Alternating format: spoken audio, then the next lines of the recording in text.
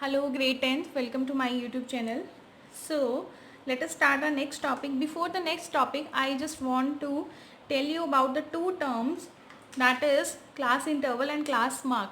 I hope you are clear. You are already studied in grade 9, but still I wanted to tell you the name, right? In the previous video, I didn't tell you about this. So what is class interval? Class interval is that where you have grouped data is given like 0 to 10, 10 to 15, 15 to 20. All these are the class intervals, right? And what is the class mark? Class mark is the mid value of 0 to 10. जो आप निकालते हो ना, upper limit plus lower limit divided by 2, what's it's name is class mark.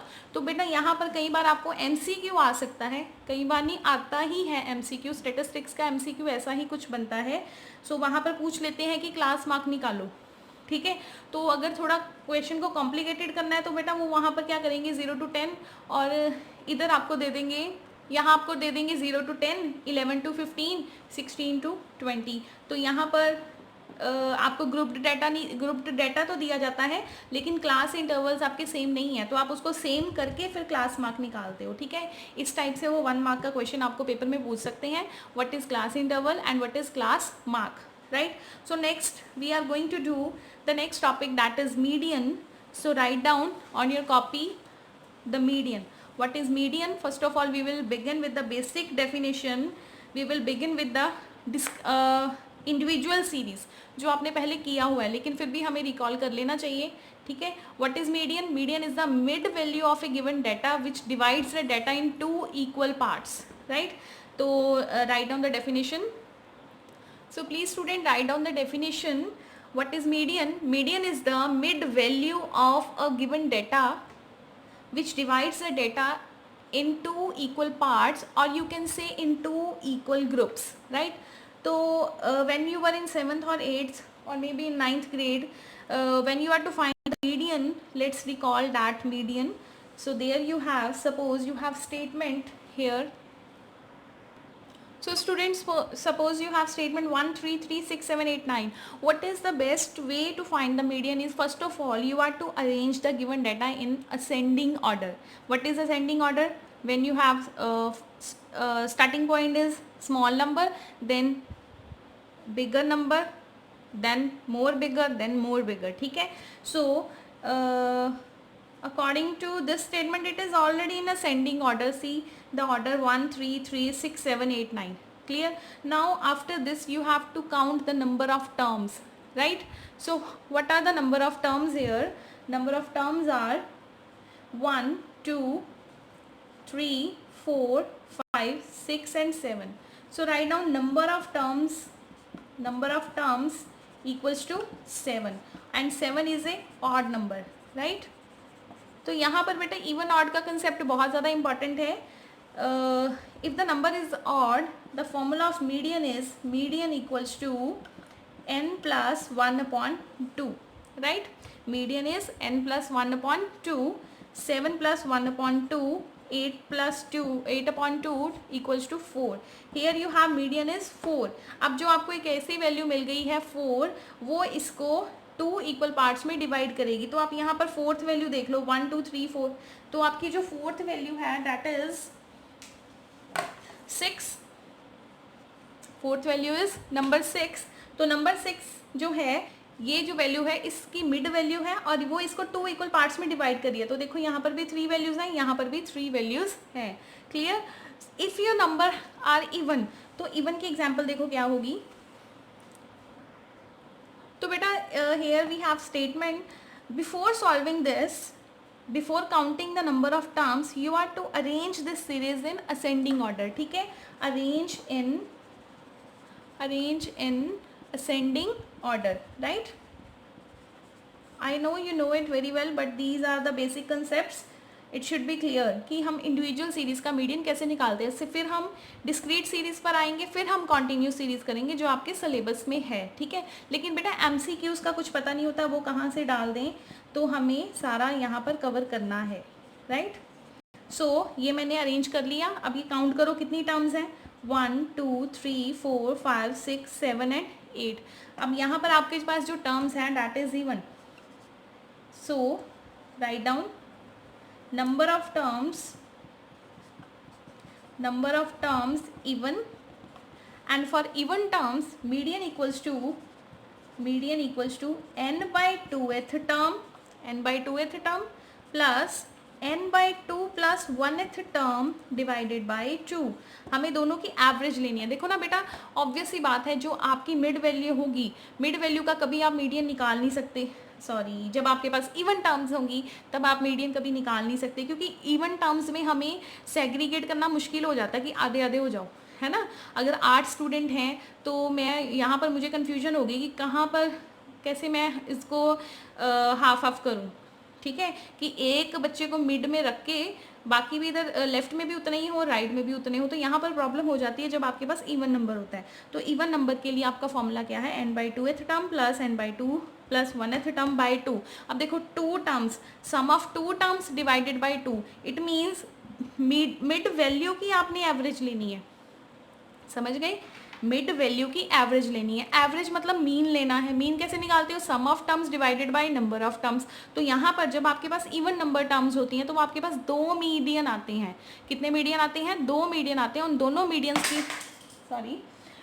Medians की आपने क्या लेनी है, एवरेज, राइट। सो अब हम यहाँ पर सॉल्व करेंगे। एन की वैल्यू कितनी है हमारे पास, N is 8, so write down N 8। So here you have 8 by 2th term, 8 by 2 plus 1th term, 8 by 2 is 4th term, 8 by 2 4th plus 1 means 5th term। तो आप यहाँ से काउंट करोगे कि आपकी 4th टर्म कौन सी है। देखो यहाँ पे first term, second term, third term and fourth term. So your fourth term is number 4 and the fifth term is number 5। ये कोइंसिडेंटली वही सेम नंबर हमें मिल रहे हैं, लेकिन एक्चुअल में ऐसा नहीं होता, ठीक है। तो आप यहाँ पर क्या लिखोगे, 4 plus 5 by 2, 9 by 2, your answer is 4.5। So your median is 4.5। Okay students, median equals to 4.5। तो ये था आपका इंडिविजुअल सीरीज के लिए। अब हम करेंगे डिस्क्रीट सीरीज के लिए, ठीक है। डिस्क्रीट सीरीज में क्या होता है कि आपको एक एक्सआई गिवन होता है और एक आपको फ्रीक्वेंसी गिवन होती है, ठीक है। जो एक्सआई है वो आपको ग्रुप में नहीं गिवन होगा, इंडिविजुअल ही गिवन होगा, ठीक है। So write down the one statement related to yes discrete series. तो डिस्क्रीट सीरीज में आप मीडियन कैसे फाइंड करोगे। So write down the heading, median for discrete series, right.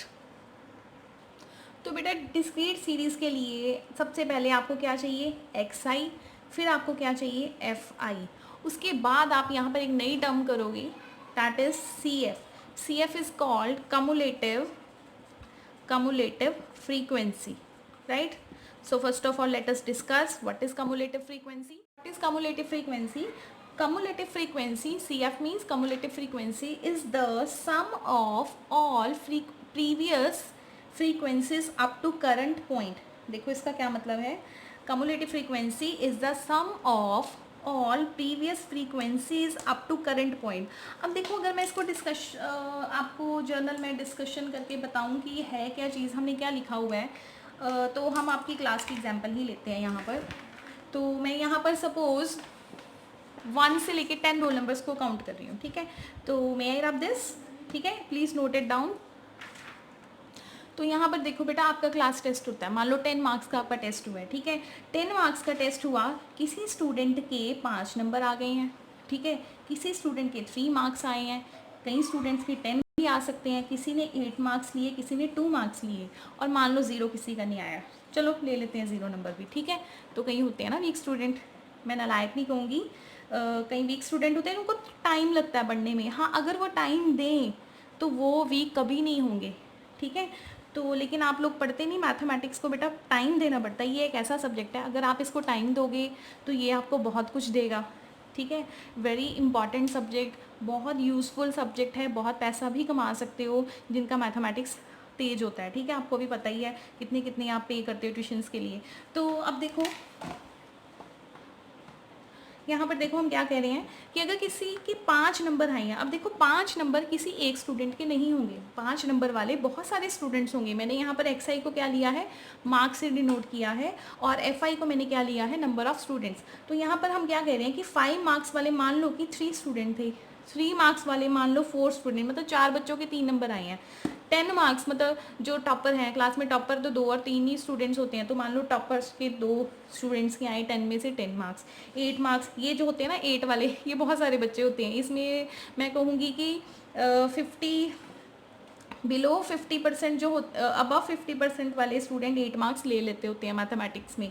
तो आपके पास जो 8 मार्क्स आए हैं तो वो मान लो कि आपके पास चलो 12 स्टूडेंट हैं, ठीक है। और अगर 2 मार्क्स वाले हैं, चलो ये वीक स्टूडेंट, चलो 6 स्टूडेंट्स का हैं। 0 नंबर वाले चलो बहुत ही जो नालायक है, जो पढ़ता ही नहीं है, जो हाथ ही नहीं लगाता बुक्स को, उसका 0 नंबर आया। तो ऐसे मुझे क्लास में 3-4 बच्चे तो मिलते ही होते हैं, ठीक है। तो ये XI है, ये FI है। अब देखो हम CF निकालेंगे, ठीक है। CF means cumulative frequency. इसमें हमने क्या करना है, फ्रीक्वेंसीज का प्लस करना है। मीन्स मैं यहाँ पर सारे स्टूडेंट इकट्ठे लेने लगी हूँ। तो यहाँ पर देखो आप क्या करोगे, अगर देखो यहाँ पर देखो 5 मार्क्स 3 स्टूडेंट के आए, क्लियर। तो पहली वाली में तो कोई प्लस होने वाला ही नहीं है। अब देखो 3 मार्क्स कितने स्टूडेंट्स के आए, 4 स्टूडेंट्स के। अब देखो बेटा यहाँ पर जो 3 मार्क्स हैं मैं ले रही हूँ, 3 में आपने पिछली फ्रीक्वेंसी भी ऐड करनी है, मतलब अब हमने इकट्ठा लेना है। 5 मार्क्स वाले भी लेने हैं हमने, 3 मार्क्स वाले भी लेने हैं। तो ये कितने स्टूडेंट्स हो जाएंगे, अगर मैं बोलूँ कि 5 मार्क्स वाले भी खड़े हो जाओ, 3 मार्क्स वाले भी खड़े हो जाओ, तो कितने स्टूडेंट होंगे, 7 स्टूडेंट होंगे, ठीक है। अगर मैं बोलूँ क्लास में कि 5 नंबर वाले खड़े हो जाओ, 3 नंबर वाले खड़े हो जाओ, 10 नंबर वाले खड़े हो जाओ, तो वो कितने स्टूडेंट होंगे, 9 होंगे ना। मीन्स आपने प्रीवियस फ्रीक्वेंसीज को ऐड करते जाना है। और ये जो XI है यहाँ पर भी डाटा आपका ऐड होता जाएगा, लेकिन इसको आपने शो नहीं करना, हमें तो सिर्फ फ्रीक्वेंसी से मतलब है, ठीक है, कि नंबर ऑफ स्टूडेंट्स कितने हैं, मार्क्स से हमें कोई मतलब नहीं होता, ठीक है ना। अगर आपके पेपर पड़े हुए हैं, उनके ऊपर नंबर लिखे हुए हैं, जबकि आपका नाम नहीं लिखा हुआ, तो वो पेपर हमारे लिए यूजलेस है। तो नंबर्स मैटर नहीं करते, मैटर क्या करता है, स्टूडेंट्स, ठीक है। नेम पर्टिकुलर या रोल नंबर या नंबर ऑफ स्टूडेंट्स। नेक्स्ट देखो, अब मैं कह रही हूँ कि 8 मार्क्स वाले भी चाहिए मुझे, 10 वाले भी चाहिए मुझे, 3 वाले भी चाहिए मुझे, 5 वाले भी चाहिए, तो वो कितने होंगे, 21, ठीक है। नेक्स्ट देखो, अब मुझे 2 वाले भी चाहिए और ये ऊपर वाले सारे ही चाहिए, तो कितने होंगे, 27। और सिमिलरली नेक्स्ट इज 30, ठीक है। मतलब सारे टोटल स्टूडेंट्स ये बनेंगे, टोटल स्टूडेंट्स 30, जो लास्ट में नंबर होगा। और जब आप इसका टोटल करोगे तब ये भी आपको 30 ही मिलेगा। अगर नहीं आ रहा तो मीन्स गड़बड़ है कहीं, ठीक है। देखो 9, 11, 13, 17 और 20, 2 कैरी 30 आ गया, ठीक है। सो यू हैव, ये सेम होना चाहिए बिल्कुल। आप चेक कर सकते हो, चेक नहीं करना ही करना है, अगर नहीं चेक किया तो मीन्स आगे जाके जो मीडियन है वो गलत निकलेगा। तो देखो मैंने यहाँ पर किया क्या था, आपने क्या करना है, आपने जैसे 3 है, 3 को एज इट इज़ लिख दिया, क्योंकि फर्स्ट वाला तो किसी के साथ ऐड होगा ही नहीं। अगर मैं सिर्फ 5 नंबर वाले स्टूडेंट की बात कर रही हूँ तो उसमें पिछले है ही नहीं कोई, वो सिर्फ 3 ही है, तो पहले वाला हम 3 ही लेते हैं, ठीक है। नेक्स्ट देखो, ये 4 में 3 प्लस करते जाओ, 4 में 3 प्लस किए 7, 7 में 2 को प्लस किया we get 9, 12 plus 9 21, 21 plus 3 27, 21 plus 6 27, 27 plus 3 30। इस तरह से आपने एडिशन करनी है। फर्स्ट वाला एज इट इज़, जो आंसर आता जाएगा उसको प्रीवियस फ्रीक्वेंसी में, जो नेक्स्ट फ्रीक्वेंसी उसमें ऐड करते जाओ। हम repeating once again, 3 as it is, 4 plus 3 7, 2 plus 7 9, 12 plus 9 21, 6 plus 21 27, 27 plus 3 30। So this is your CF। अच्छा, इसको टोटल नहीं करना क्योंकि नंबर ऑफ स्टूडेंट्स 30 हैं, वो 30 ही रहेंगे। अगर आप इसका टोटल करोगे तो नंबर ऑफ स्टूडेंट्स हमारे पास काफ़ी इंक्रीज हो जाएंगे। तो CF को कभी भी आपने प्लस नहीं करना। अब देखो बेटा, मीडियन कैसे आपने फाइंड करना है तो हम इसी का मीडियन फाइंड करते हैं जो हमने स्टेटमेंट लिखी है यहाँ पर, ठीक है। तो बेटा यहाँ पर प्रॉब्लम ये है कि मीडियन फाइंड नहीं होगा क्योंकि मैंने इसको असेंडिंग ऑर्डर में नहीं लिखा हुआ ना, 5 3 10 8 2 0। तो इसको सबसे पहले असेंडिंग ऑर्डर में लिखेंगे, तो हम इस स्टेटमेंट का मीडियन नहीं निकाल सकते। होप सो आपको CF क्लियर होगी, ठीक है। तो हम अब इक्वेशन करते हैं तो क्योंकि ये रैंडमली मैंने ऐसे ही उठा लिए, बेसिक कंसेप्ट आप सी एफ समझो कि सी एफ कैसे निकालनी है। तो let's do one example hair, not example, one question from a book addition. So students, I am here with one example xi and fi. So first of all, to find the median, find median, ठीक है। तो median find करने के लिए सबसे पहले हम क्या फाइंड करेंगे, सी एफ। सी एफ कैसे फाइंड करोगे, ये बेटा आपको, ये मैं इस तरह से लगा देती हूँ कि आपको क्लियर हो जाए कि कौन से एक्स से कौन सा फ्रीक्वेंसी एसोसिएटेड है, राइट। सो अब देखो, फर्स्ट एज इट इज़, ठीक है, 1 + 5 6, 6 + 11 6 + 11 17, 17 + 14 31। तो इस तरह से आप करोगे इसको प्लस, थोड़ा ध्यान से करते हैं, तो मैं वीडियो पॉज करके पहले इसको प्लस कर लेती हूँ क्योंकि कहीं मिस्टेक ना हो जाए, ठीक है। तो आप भी करो इसको ट्राई।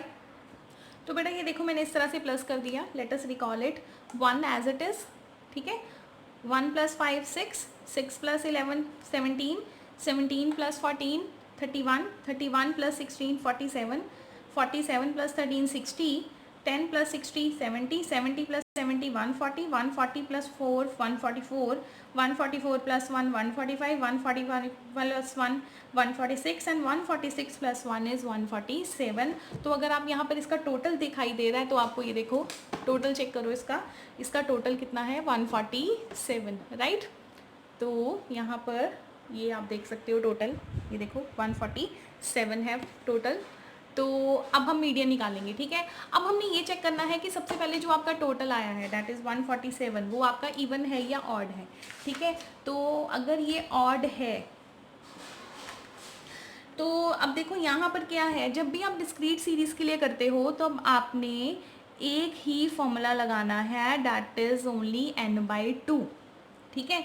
यहाँ पर जब भी आप देखो इंडिविजुअल सीरीज में मीडियन निकालते हो तो इवन एंड ऑड चेक करते हो, यहाँ पर इवन एंड ऑड आप चेक नहीं करोगे, यहाँ पर मीडियन का सिर्फ एक ही फॉर्मूला लगेगा, n/2th टर्म, 2th टर्म, ठीक है। तो जब हमने अगला टॉपिक करना है ग्रुप्ड डाटा, उसमें भी हमने स्टार्टिंग ऐसे ही करनी है, सी एफ निकाल के, चाहे इवन है चाहे ऑड है, यही फॉर्मूला लगा दोगे, ठीक है। n/2th टर्म, तो ये कितना आएगा बेटा, 147/2 73.5, ठीक है। अब आपने ये देखना है कि 73.5 कहाँ पर लाई करेगा, ठीक है। देखना कहाँ पे है, सी एफ में आपने चेक करना है, सी एफ में 73.5। देखो 73.5 जैसे आपको 70 मिल रहा है, 70 तो 73.5 से छोटा है, तो आपने इसको नहीं देखना, ये लाई करेगा 140 में। कहाँ पर लाई करेगा, 140 में, ये देखो, ठीक है। मैं दोबारा रिपीट कर देती हूँ। तो जो आपने n/2 निकाला है, जो भी आंसर आया है 73.5 आपने सी एफ में देखना है कहाँ पर लाई करेगा। तो यहाँ पर आपने 70 को नहीं लेना, इससे छोटा नंबर नहीं लेना, 70 इज़ लेस देन 73.5, इसलिए इसको आपने नहीं लेना, डोंट टेक, ठीक है। आपने कौन सा लेना है, 73.5 से बड़ा नंबर लेना है, 73.5, 70 के बाद जो भी बड़ा नंबर आ रहा है 140, वो आपका मीडियन क्लास होगी, इसको क्या बोलते हैं, मीडियन क्लास। तो आपका यहाँ पर मीडियन कितना आएगा, एक्स चेक कर लो कितना मीडियन आएगा, median is 12, median equals to 12, this is your answer, median is 12, write down, median equals to 12, so this is your answer. वैसे आपको ये पेपर में नहीं आने वाला डिस्क्रीट सीरीज़ का, क्योंकि वहाँ पर सिलेबस में स्पेशली मेंशन है कि ग्रुप्ड डाटा ही आएगा, लेकिन हाँ पता होना चाहिए, ठीक है, इन केस आ जाए तो हमें कर लेना चाहिए, okay. Let us do the next question related to grouped data. So students, please note down the formula first of all, median for grouped data. What is the formula? Here median equals to L plus n/2 minus CF upon F into H, right? n/2 आपको पता चल गया होगा previous question से, how to find the n/2। CF आपको अब पता चलेगा कि CF कौन सा लेना है, जैसे हमने उसमें CF क्या लिया था, 140 लिया था ना, 140 के सामने वाली वैल्यू को हमने क्या लिया था, xi, that is your median. तो CF भी आप फाइंड कर सकते हो अपॉन फ्रीक्वेंसी। वहाँ पर हमने फ्रीक्वेंसी नहीं चेक की थी कि फ्रीक्वेंसी क्या है, अब इस क्वेश्चन में हम फ्रीक्वेंसी भी चेक करेंगे into h। h is the, h तो हमेशा ही लेते हैं, मीन में भी लेते थे ना h, क्या था, common difference of class interval. तो यहाँ पर जो CF है आपकी, CF represents, write down, CF is cumulative frequency and F is frequency, right? F is frequency and H is, ये लिख लो बेटा, मैं बोल रही हूँ, H is common difference of class interval। H is, चलो ये लिख ही लो यहाँ पर, H is, H equals to common difference of class interval, right? So let us do question, उससे ज़्यादा आपको clarity आएगी। So write down the statement. So students, note down the statement. You have class 5 to 10, 10 to 15, 15 to 20, 20 to 25, 25 to 30, 30 to 35, 35 to 40 and 40 to 45. First of all check the difference, कितना difference है, 5 का difference है, ठीक है। उसके बाद frequency आपको given है 5, 6, 15, 10, 5, 4, 2, 2। तो सबसे पहले आप इसका टोटल करोगे, इसका टोटल है 49, राइट।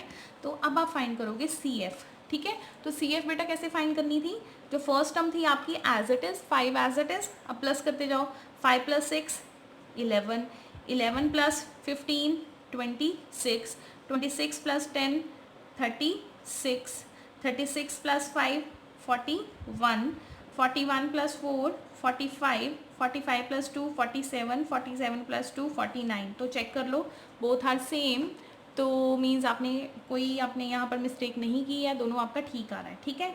उसके बाद देखो बेटा आपने क्या करना है, ये बेटा लाइंस ना कोशिश करनी है नहीं लगानी, इनिशियल 1-2 क्वेश्चन में आप लगा देना, अदरवाइज तो पेपर में नहीं लगानी, ठीक है, अच्छा नहीं लगता, साफ सुथरा होना चाहिए क्वेश्चन, ठीक है। तो अब आप क्या करोगे, सबसे पहले क्या करोगे, median equals to n/2th term. सबसे पहले आप मीडियन क्लास निकालोगे। First step is find median class, कि कौन सी क्लास में, मतलब इनमें से कौन सी क्लास में मीडियन होगा, फाइंड मीडियन क्लास। तो यहाँ पे सबसे पहले n/2th term means 49/2th term. तो अब चेक करो 49/2 24.5। अब देखो 25 कहाँ पर लाई करेगा, 24.5 बेटा आपका कहाँ पर लाई करेगा, टेल मी। 11 में करेगा, CF में चेक करना आपने, ठीक है। 11 में करेगा, नहीं करेगा, क्योंकि 11 तो छोटा है ना 24.5 से। 26 में करेगा, यस। इसको पूरे को बेटा आपने बॉक्स बना देना इस तरह से, ये हेल्प करेगा, बॉक्स जरूर बना देना। तो आपने क्या करना है, अब आपने क्या करना है 26 के ऊपर वाली 20, ये मैथड है बेटा, 26 के ऊपर वाली आपने क्या लेनी है, CF। 26 के सामने वाली आपने क्या लेनी है, फ्रीक्वेंसी। क्लियर हो गया, 26 के ऊपर वाला नंबर लेना है CF, 26 के सामने वाला नंबर लेना है F, ठीक है। तो अब देखो मैं फॉर्मूला लगा रही हूँ, वीडियो पॉज करके आप सारा कुछ नोट डाउन कर लो। तो बेटा देखो यहाँ पर सबसे पहले मैंने फॉर्मूला लिखा है m = L + n/2 - CF/F × H, ठीक है। अब आपको लोअर लिमिट चाहिए, लोअर लिमिट क्या होगी, जो आपने बॉक्स बनाया था, आपको क्लास मिल गई 15 to 20, 15 to 20 की आपने लोअर लिमिट उठानी है 15, इनिशियल वैल्यू लेनी है 15। तो L की जगह आप क्या पुट करोगे, L की जगह क्या करोगे 15 + n/2 आप पहले से ही फाइंड कर चुके हो, n/2 इज 24.5। CF आपका कितना आया था, CF चेक करो, CF इज 11, ठीक है। तो मैंने यहाँ पर CF लिख दिया 11 अपॉन फ्रीक्वेंसी चेक करो, frequency is 15, put the value of frequency 15 and the common difference is 5, right. अगर कटिंग हो रही है तो वेल एंड गुड, नहीं हो रही तब भी ठीक है। तो बेटा पहले बोर्ड मास के अकॉर्डिंग, पहले सबसे पहले मैं बार बार रिक्वेस्ट करती हूँ, मिस्टेक नहीं करनी, बहुत बच्चे करते हैं और ये करते ही करते हैं, ठीक है।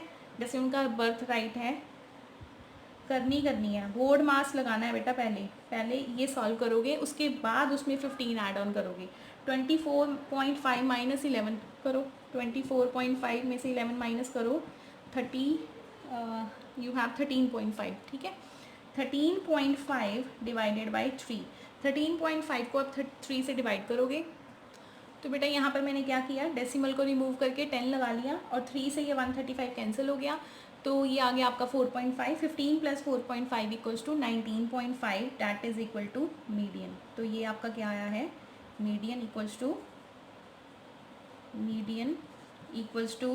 19.5. Okay, so this is your answer.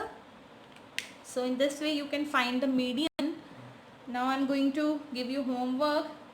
Do this homework, and tomorrow we will begin the exercise 14.2 that is related to median. Okay, अच्छा बेटा यहाँ पर एक और बात बतानी थी, जो n होता है, what is n, MCQ आ सकता है n से related. what is n, n equals to wait, what is n,